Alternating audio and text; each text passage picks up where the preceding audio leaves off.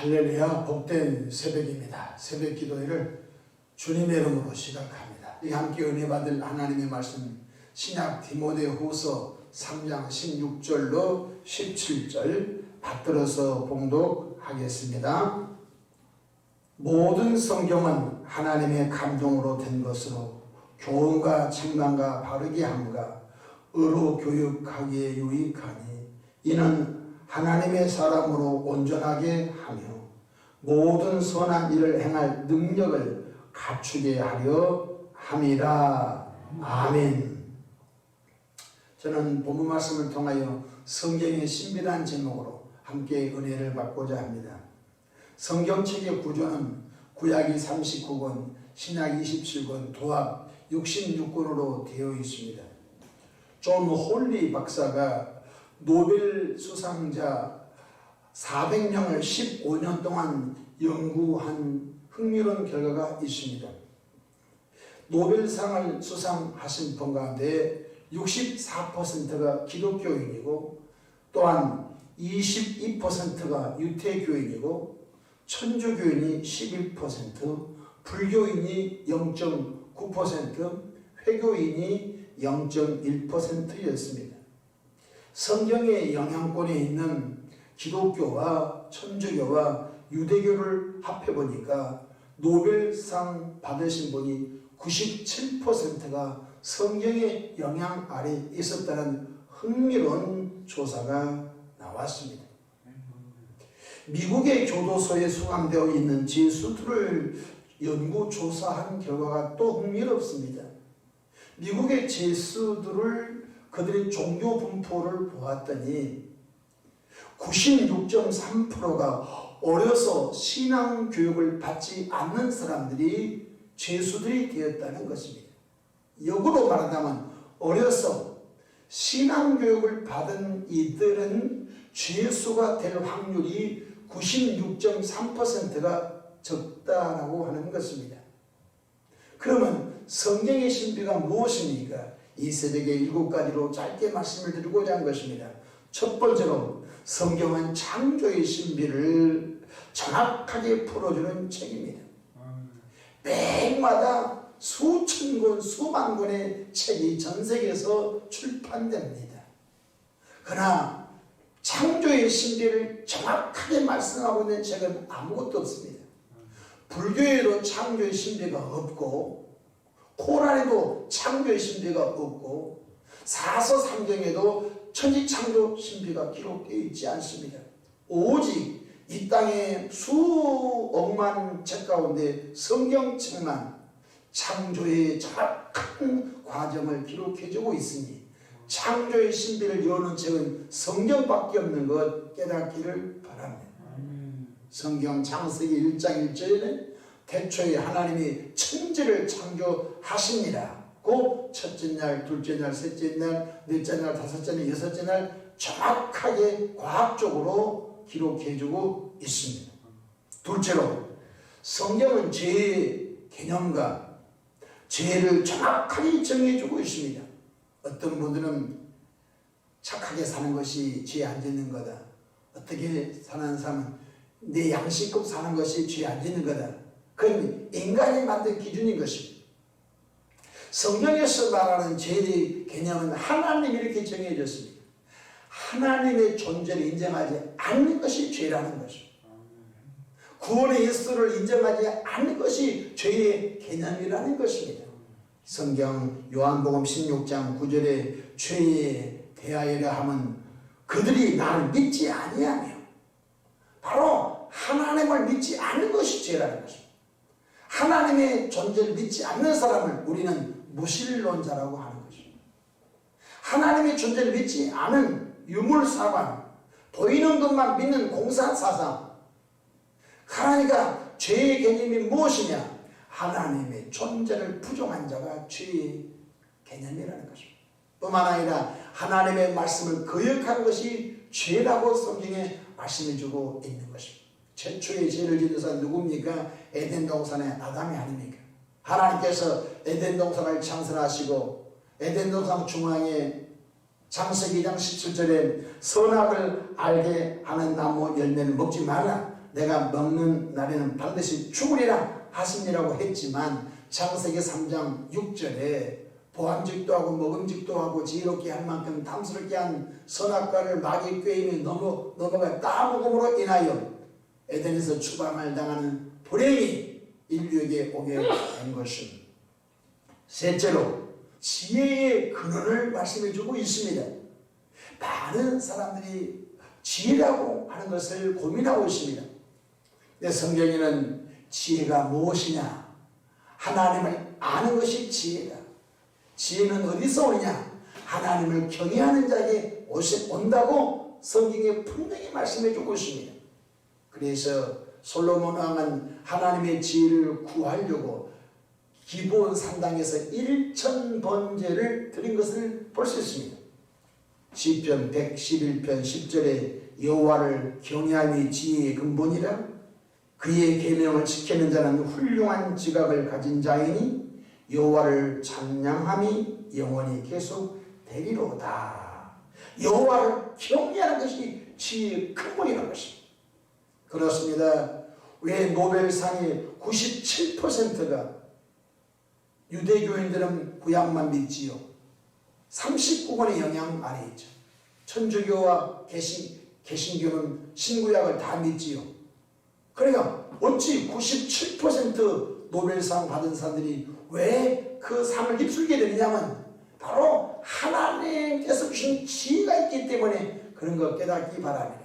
지혜와 총명과 모략과 재능과 여호와를 아는 신을 갈급하고 사모하는 사람들에게 부어주시니까 남들보다 훨씬 지혜로운 일로 인하여 그런 상을 휩쓸게 된 것을 깨닫기를 바랍니다. 또한 성경책 속에는 대인관계의 비밀이 있습니다. 특별히 잠언서에 보게 되면 어떻게 대인관계를 해야 할지를 말씀해 주고 있습니다. 또 성경책 속에는 성공의 비밀이 있습니다. 성경책 속에는 또한 재정을 얻는 비밀이 있습니다. 그래서 인간사의 모든 필요를 완전히 만족하는 책이 성경책 안에 있는 것 깨닫기를 축복합니다. 넷째로 성경은 죄 속에서 있는 인간이 죄 사함을 얻는 비밀과 구원의 비밀을 말씀해 주고 있습니다. 죄는 뭐죠? 하나님을 인정하지 않는 것이 죄죠. 그럼 죄의 싹은 무엇이죠? 사망 지옥이죠. 근데 죄 가운데 갈 수밖에 지옥으로 갈 수밖에 없는 인간이 죄에서 용서함 받은 비밀이 성경책에 있는 것입니다. 예수를 믿으면 죄사함을 받고 예수를 믿으면 구원받는 신비한 비밀이 성경책에 적나라하게 기록되고 있는 것입니다.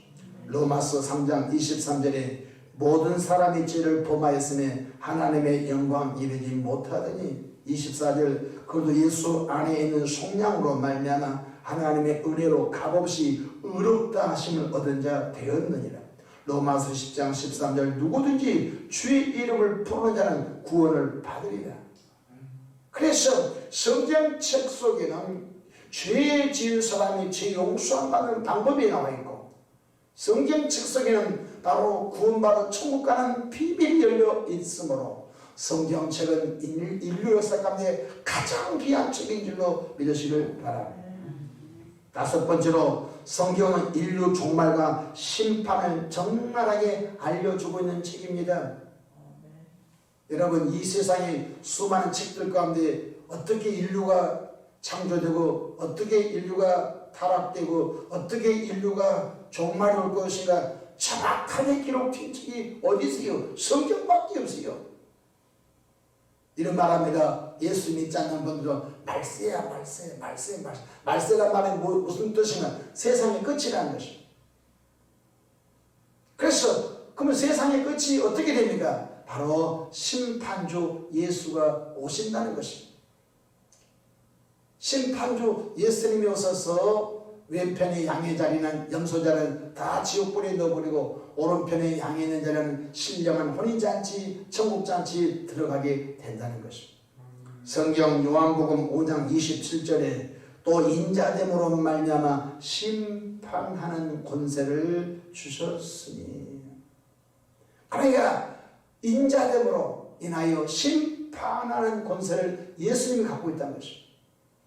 그렇기 때문에 예수님이 다시 재림하실 때 그분은 사랑의 예수로 오신 것이 아니라 심판주 예수로 온다는 사실을 깨닫기를 바랍니다.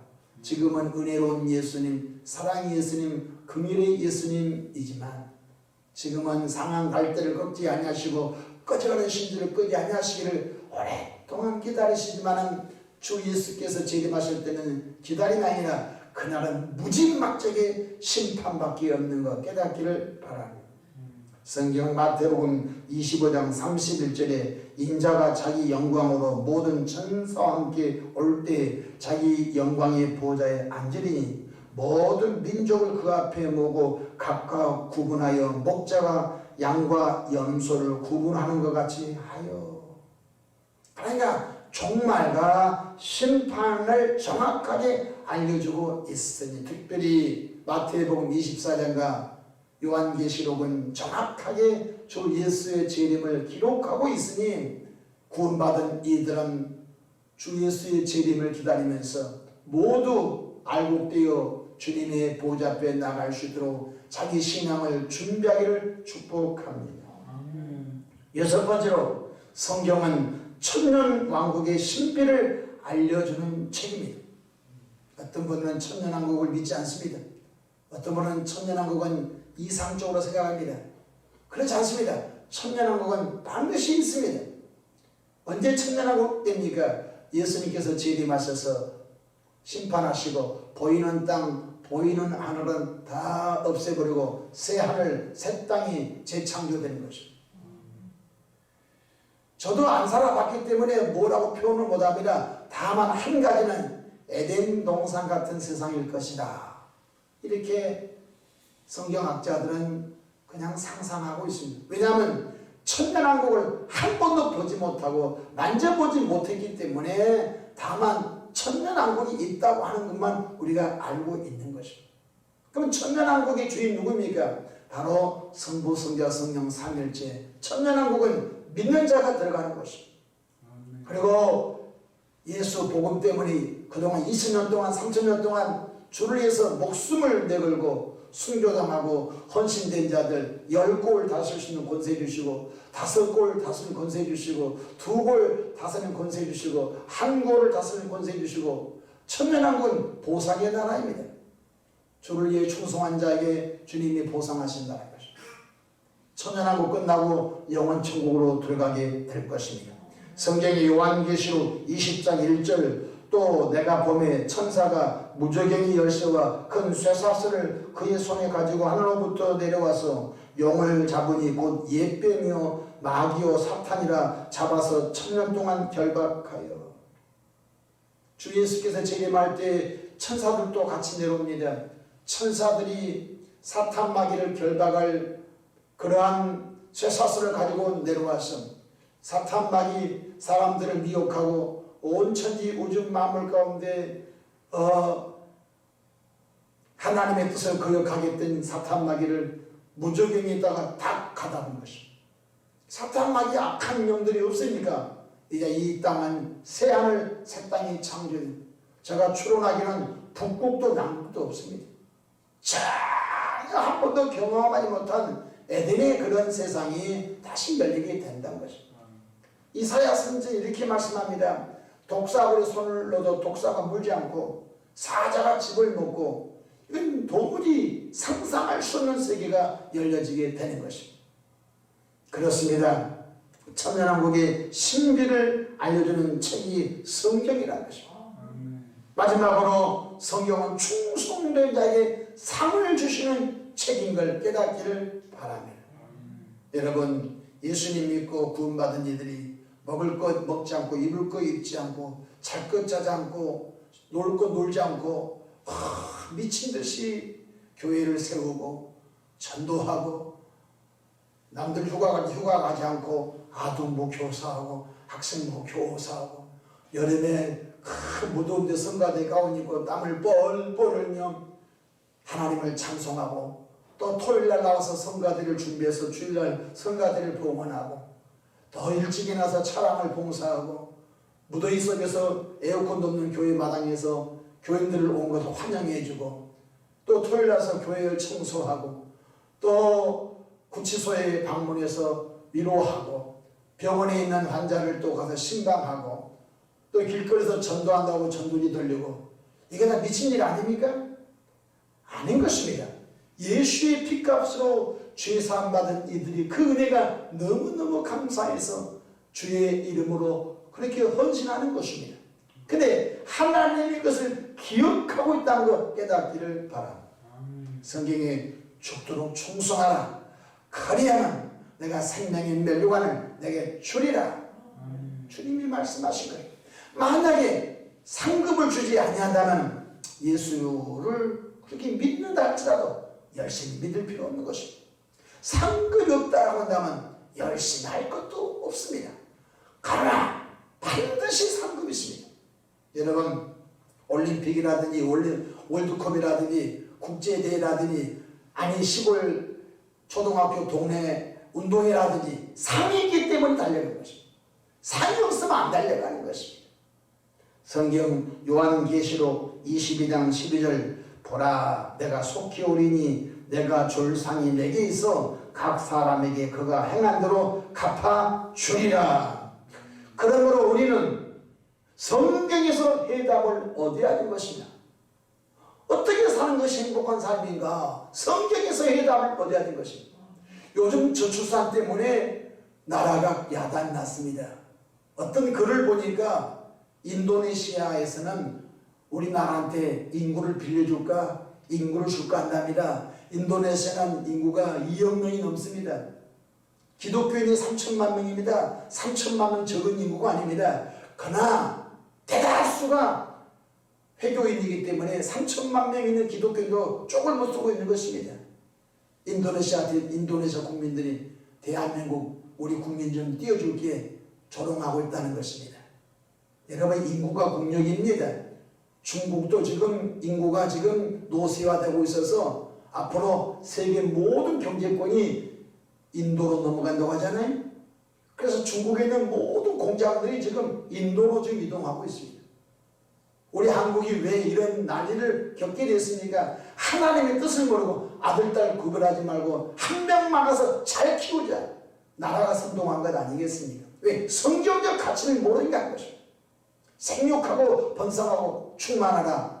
주의 말씀인 것입니다. 보라 자식은 여호와의 주신 기업이요 태열매는 그의 쌍급이라고 하십니다. 자식은 예물 딴 데가 아닌 것입니다. 자식은 그 부부에게 그 가정에 주신 선물이요 기업인 줄로 믿으시길 바랍니다. 그렇습니다.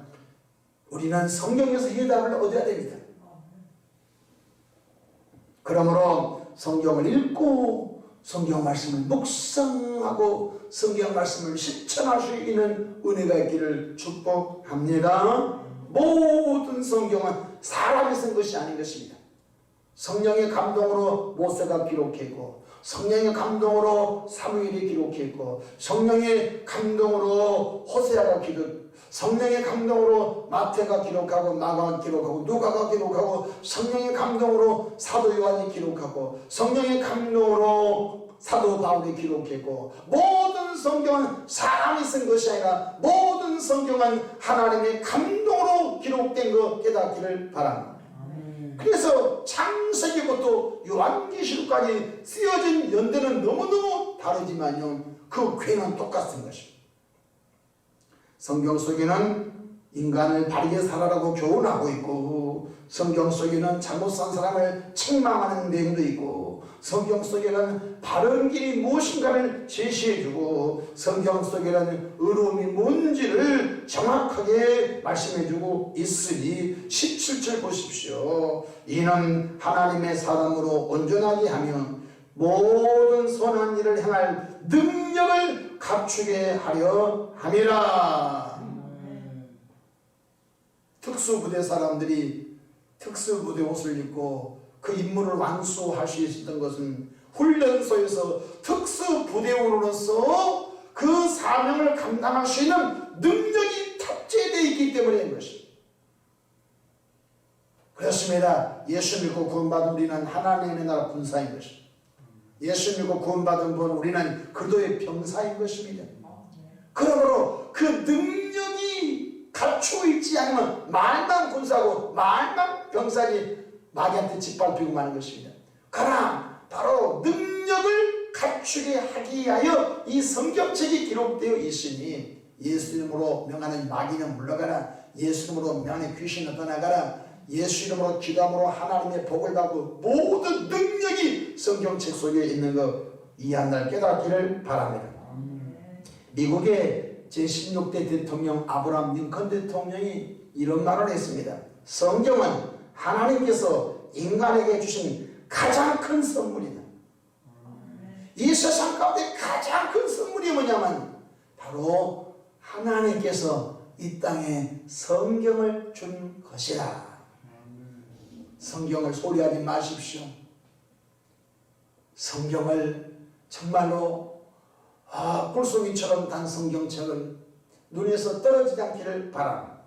백화점 왕 존 워너메이커는 9살 때 성경을 $1.50에 사서 평생 성경을 읽고 그대로 살았더니 하나님께서 나에게 수많은 백화점을 주었다고 고백하고 있으니 이 한날도 성경을 끼고 살기를 주 이름으로 축복합니다. 요즘은 스마트폰에 성경을 읽어주는 프로그램이 있습니다.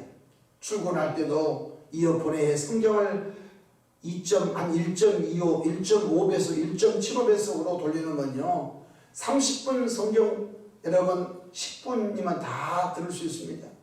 그래서 여러분이 출근하고 퇴근할 때 지하철 버스 안에서 이어폰으로 성경을 읽어주는 프로그램을 계속 듣다 보면요 한 달이면 창세기부터 요한계시록까지 다 읽지는 못하지만 들어서 행동할 수 있습니다. 어떤 분은 필사 씁니다. 성경을 친히 노트에 쓰기도 합니다. 제가 어떤 분을 만났더니 성경을 7번 쓴 분을 봤습니다. 그래서 한 성경책은 아들에게 주고 두 번째 쓴 것은 딸에게 주고 세 번째 성경책은 며느리에게 주고 네 번째 성경책은 또 사이한테 주고 다섯 번째 성경책은 손주한테 주고 그래서 평생 동안 그 자손들에게 쓴 성경책을 한 권씩 다 선물하라고 제본한 것을 제가 봤습니다. 목동 CBS 방송국에서 성경을 쓰다가 암병 고친 사람도 간증이 있다고 하는 것을 제가 들었습니다. 성경을 쓰다가 병에서 고침받고 성경을 쓰다가 지혜의 눈이 열리고 성경을 쓰다가 하나님의 성령을 받았다는 것입니다. 그렇습니다. 성경의 신비 속에서 살기를 축복합니다. 성경 사랑하십시오. 다른 책을 읽으면요 더 공허해진 것입니다. 성경책을 읽고 성경책을 마음에 새기며 성경책대로 살게 되면 그 인생은 반드시 축복의 주인공 될 줄로 믿으시길 바랍니다. 기도하겠습니다. 좋으신 하나님 아버지, 이 새벽에 성경의 신비를 함께 나누었습니다. 하나님 우리 아버지 성경을 하찮게 여기지 않게 하시고 하나님의 마음, 하나님의 말씀, 하나님의 뜻이 담겨져 있는 성경책을 가까이 하도록 축복해 주옵소서. 예수님의 이름으로 축복하며 기도하옵나이다. 아멘.